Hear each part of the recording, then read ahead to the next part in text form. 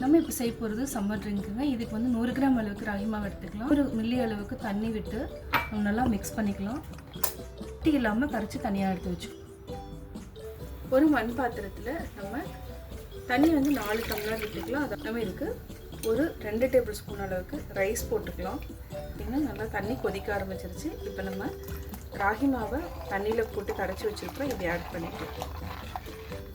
அப்போ களி வந்து கிண்டுறப்ப எப்போவுமே என்னென்னா மரக்கரண்டி தான் பெஸ்ட்டாக இருக்கும். இல்லைனா மண் பாத்திரம் வந்து விரிசல் விட ஆரம்பிச்சிடும். இந்த கரண்டி யூஸ் பண்ணாதீங்க. நம்ம இந்த மாதிரி கரண்டி யூஸ் பண்ணலாம். ஒரு 2 மினிட்ஸ் நல்லா வேகட்டும். அதுக்கப்புறம் நம்ம ஆஃப் பண்ணிக்கலாம். இப்போவே பார்த்திங்கன்னா ஆல்மோஸ்ட் நல்லா வெந்துடுச்சு. ஆஃப் பண்ணதுக்கப்புறம் நல்லா கெட்டியாகிடும். இது நல்லா சேஞ்ச் ஆகிருக்கு பாருங்கள். கலர் நல்லா சேஞ்ச் ஆகிருக்கு. இப்போ நம்ம ஆஃப் பண்ணிக்கலாம். இதுக்கு நம்ம 1 கப் அளவுக்கு தயிர் எடுத்துக்கலாம். இப்போ மோர் பண்ணிட்டு வந்துடலாம். இதெல்லாம் மிக்ஸ் பண்ணிக்கலாம்.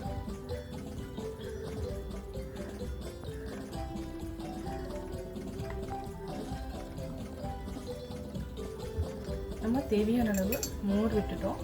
இப்போ உப்பு சேர்த்துக்கலாம். இதையும் சேர்த்து நல்லா மிக்ஸ் பண்ணி விடுங்க. பொடியாக நறுக்குன வெங்காயம் சேர்த்துக்கலாம். இதோட கொஞ்சமாக பச்சை மிளகாயும் சேர்த்துக்கலாம். கொஞ்சமாக கொத்தமல்லி தழை சேர்த்துட்டு நல்லா மிக்ஸ் பண்ணி விடுங்க. இப்போ நம்ம வச்சுக்கலாம். ஒரு மண் பாத்திரத்தில் மாற்றிட்டு